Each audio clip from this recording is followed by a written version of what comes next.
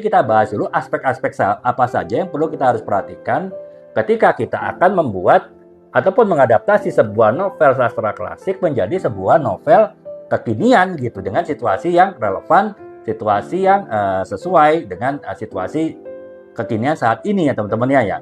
Yang pertama adalah relevansi sosial dan budaya ya. Jadi misalnya teman-teman kan pasti ketika ingin membuat mengadaptasi sebuah novel yang yang novel klasik ya ke saat ini, teman-teman pasti harus akan memasukkan hal-hal yang baru ya, misalnya teknologi, kemudian menambahkan isu-isu yang ada saat ini, entah isu gender, isu-isu perubahan lingkungan, kemudian juga isu-isu yang lain ya. Nah, ketika teman-teman ingin menambahkan perkembangan zaman saat ini ataupun juga isu-isu yang relevan dengan saat ini, teman-teman harus pastikan bahwa itu ada relevan juga dengan isu-isu yang ada di dalam novel sastra klasik yang ini teman-teman adaptasi ya.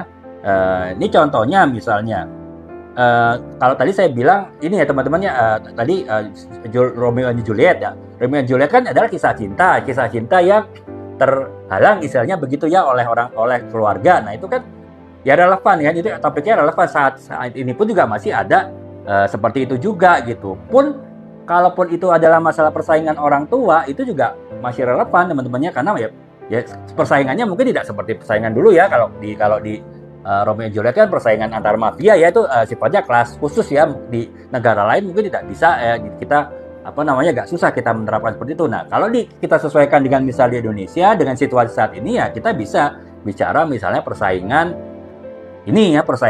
bisnis misalnya kan, ya istilahnya mereka perusahaan yang saling bersaing dalam satu industri ya, orang tuanya tentu tidak mau anak mereka itu saling berpacaran ya, karena mungkin ada kekhawatiran bahwa itu adalah hanya sekedar upaya dari satu pihak, entah yang wanita ataupun pria, untuk mencuri ide, mencuri rahasia bisnis, ataupun kalau itu terkait dengan penemuan-penemuan yang sangat eksklusif dimiliki oleh satu perusahaan, untuk mencuri ide-ide baru, penemuan produk baru. Nah itu kan bisa dibuat seperti itu kan, berarti relevan ya teman-teman ya.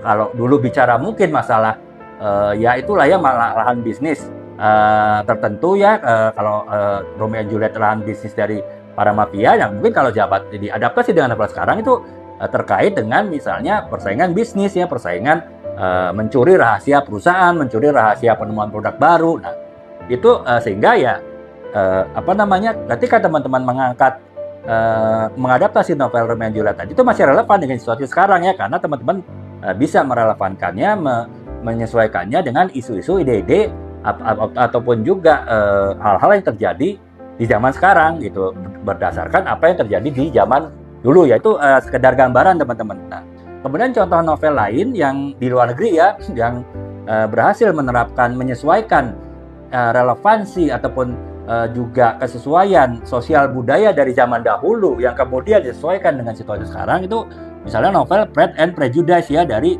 Jane Austen ya. Nah ini ceritanya itu kan terkait dengan kisah cinta ya. Nah karakternya itu ya kalau zaman dulu kan pasti kisah cinta ya, itu ya kisah cinta offline lah istilahnya ya, pasti ya ketemu ya, paling banter pakai surat-suratan gitu, ataupun mereka bertemu langsung. Nah kalau sekarang kan zaman online ya, kita bisa aja misalnya kisah cinta orang yang saling tidak mengenal itu bisa melalui dating online ya. Nah jadi mungkin kalau zaman dulu dating dalam novel Pride and Prejudice itu ya dating ya, mereka ada inilah blind dating lah ya, artinya kencan yang mereka tidak saling kenal sebelumnya itu ya harus bertemu langsung ya, ya entah bertemu di restoran, di kafe atau di mana gitu. Nah kalau sekarang ya itu bisa diadaptasi, direlevansikan dengan situasi sosial budaya saat ini, yaitu di mana dating itu bisa lewat juga online ya teman-teman, jadi harus bertemu langsung gitu.